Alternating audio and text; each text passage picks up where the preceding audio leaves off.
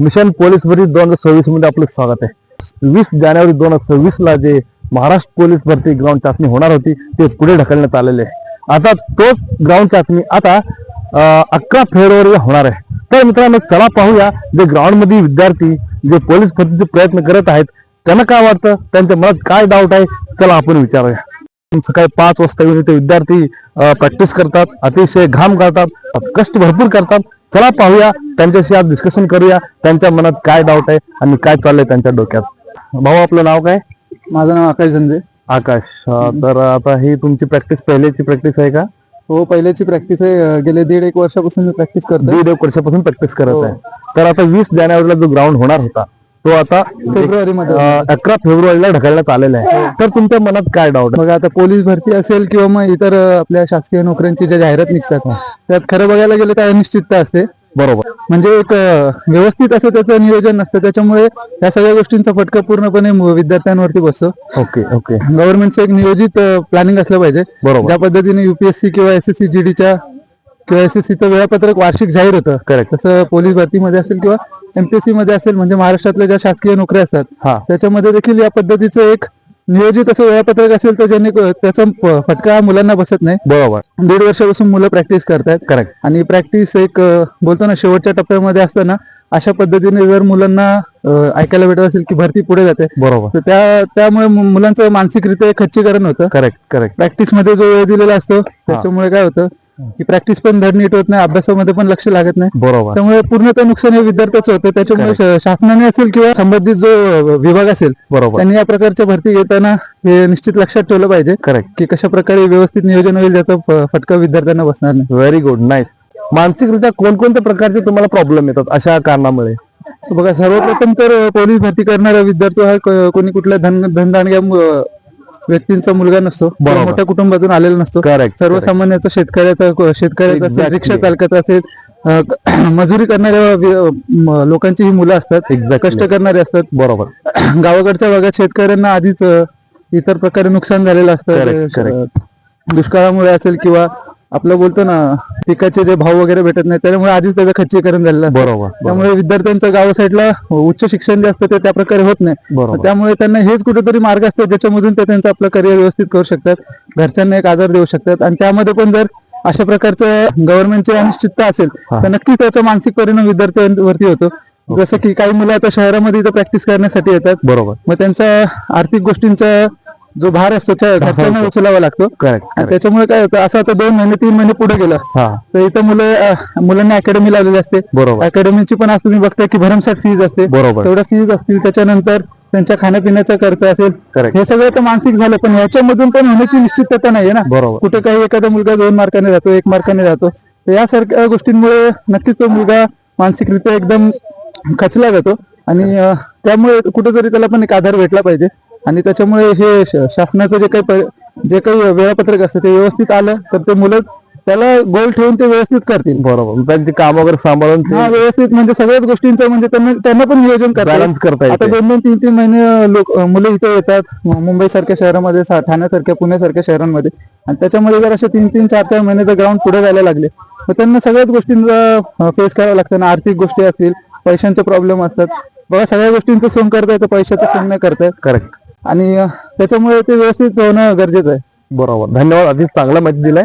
आणि तुमचं जे आता येणारा भरती 11 फेब्रुवारी हो असं मी पण प्रे करतो, 100% होईल असं वाटतं। थँक्यू। तुमच्यासारखे युट्यूब चॅनल जे आमच्या पोलीस भरती करणाऱ्या विद्यार्थ्यांसाठी एक नक्कीच आमचे आवाज शासनापर्यंत असेल किंवा योग्य त्या स्तरावरती पोहोचवतात, त्यामुळे तुमचे पण आभार। आणि असं तुमचं वेळ आमच्या विद्यार्थ्यांना प्रोत्साहन राहील अशी मी अपेक्षा करतो। आणि माझ्या सर्व पोलीस भरती करणाऱ्या विद्यार्थ्यांना एकच सांगतो की खचून जाऊ नका। एक तुमचं यश ते बाकीचे जेवढे काही पराजय असते ते पुसून टाकतात, त्याच्यामुळे तयारी करत राहा। सगळ्यांना खूप खूप शुभेच्छा। व्हेरी गुड, अगदी छान माहिती दिला भाऊ, धन्यवाद। तर चला मित्रांनो, आता आकाशने अतिशय आकाशसारखं एक्झाम्पल दिलेलं आहे, अतिशय छान त्यांनी माहिती दिलेलं आहे। चला, इथं गोळा फेकत आहेत आणि गोळा फेकणाऱ्या विद्यार्थ्याला विचारूया। चला इकडे तुम्ही घ्या। आता पोलीस होणार आहे ना, पोलीस झाला की बोलावं लागेल, पोलीस झाल्यावर बोलावं आता खरं बोलायचं ना। ओके, ठीक आहे, इकडे बघूया। चला इथं कोण बोलणार आहे आता? हे मित्रांनो, तर गोळाफेकच्या बादशाला म्हटलं जाते. चला गोळाफेकच्या बादशाह बद्दल दोन शब्द बोलूया. ठीक आहे. हा, लातूरचा सर. आपलं नाव काय आहे? प्रसाद यमनर. प्रसाद यमनर. ओके. तर तुम्ही प्रॅक्टिस किती दिवसापासून होता, किती वर्षापासून करत आहे? प्रॅक्टिस 1 वर्ष झालं. 1 वर्ष झालंय. हे पोस्टपोन केलेलं जे भरती आहे, प्रोसेस आहे, त्याबद्दल काय वाटतं?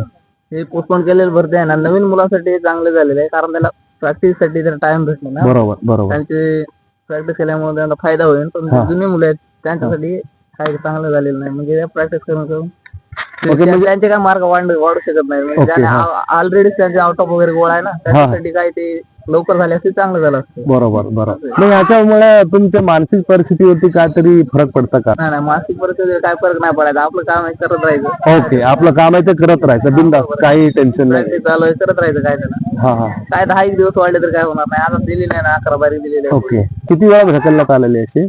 हे आता पहिली वेळेस झालेलं आहे. पहिलं पण ढकलले जाते. आता हे निवडणुकामुळे असल्यामुळे ते पुढे झालेलं आहे. गेल्या वर्षी असं काय झालं नव्हतं, झालेलं आहे. ओके. चालेल, धन्यवाद. चला पाहूया आपण अजून भरपूर विद्यार्थी त्यांच्यासोबत डिस्कशन करूया. या. अरे हे बघा, आता कॉन्फिडन्स असायला पाहिजे. आपलं नाव काय साहेब? रामेश्वर पवार. तर तुम्ही भरती किती वर्षापासून प्रॅक्टिस करत आहे? जवळपास 2 ते 3 वर्ष. 2 ते 3 वर्ष झाले. मग आता तुमची प्रॅक्टिस कशी चालू आहे सध्या ओव्हरऑल? माझं मी एक जॉब करतो. ओके. तो जॉब करून जसं 8 तास ड्युटी संपली. ओके. त्यानंतर नियोजन करायचं. गोळाफेक असेल, 1600 मीटर असेल. ओके. त्या पद्धतीने असं नियोजन. महानगरपालिकेच्या निवडणुकांमुळे जी पहिले दिलेली होती 20 तारीख, बरोबर, ती आता चेंज करून 11 फेब्रुवारी करण्यात आली. करेक्ट. तर शासनाच्या ज्या अटी आहेत त्यानुसार आपण तारीख बदललेली होती सरकारने. बरोबर. आता याच्यामध्ये 2 भाग पडतात. जे मुलं जवळपास 1 ते 1.5 वर्ष झाले प्रॅक्टिस करतात, बरोबर, त्या मुलांसाठी एकतर विचार केला तर ते नुकसान आहे. करेक्ट. आणि जे नवीन मुलं आहेत, जे आता नवीन 1 किंवा 2 वर्ष झाले, बरोबर, त्यांच्यासाठी फायद्याची गोष्ट आहे. कारण त्यांना हा वेळ मिळालेला आहे. बरोबर. आणि जुन्या विद्यार्थ्यांसाठी ते नुकसानच आहे. एक असा विचार केला तरी काही हरकत नाही. ओके. एकंदरीत दिवस जरी वाढले तरी सर्व मुलांचा फायदा आहे. ओके. अशी एक निश्चित आहे त्यामध्ये. ओके. म्हणजे तुम्ही हे पोस्टपोनचा एक पॉझिटिव्ह वेने तुम्ही दोन्ही आहे. करेक्ट. धन्यवाद. तर बघू शकता मित्रांनो, आकाश गोळा फेकत आहे. चला बघा, 1 नंबर आउट ऑफ गेलेला आहे. तर अशा पद्धतीने प्रॅक्टिस केल्या की नक्कीच यश भेटतं. तुम्हाला माहितीच आहे, practice makes man perfect, practice makes man improvement. तर हे तर नक्कीच होणारच आहे. तर मित्रांनो, काही विद्यार्थ्यांनी त्यांचे जे मनोगत आहे ते व्यक्त केलेलं आहे, अतिशय छान पद्धतीने व्यक्त केलेलं आहे. आणि त्यांनी पोस्टपोन केल्यामुळे काही परिस्थिती होतात आणि त्यांच्या मनात काय डाऊट येतात ते सगळं व्यवस्थित त्यांनी मला सांगितलेलं आहे आणि या चॅनलद्वारे. आणि काही इथं विद्यार्थी अजून प्रॅक्टिस करत आहेत, तर तुम्ही बघू शकता. तर बोलायचं, तर त्यांनी अतिशय कष्ट केलेले. आता बोलण्याची पण त्यांच्यामध्ये ताकद राहिलेली नाही, कारण एवढं पडलेलं आहे आणि एवढं प्रॅक्टिस केलेलं आहे गोळाफेकी. तर मित्रांनो, अशाच पद्धतीने पोलीस भरतीसाठी जे काही नवीन इव्हेंट असतात, जे नवीन माहितीसाठी तुम्ही माझ्या चॅनलला लाईक आणि सबस्क्राईब करा. धन्यवाद.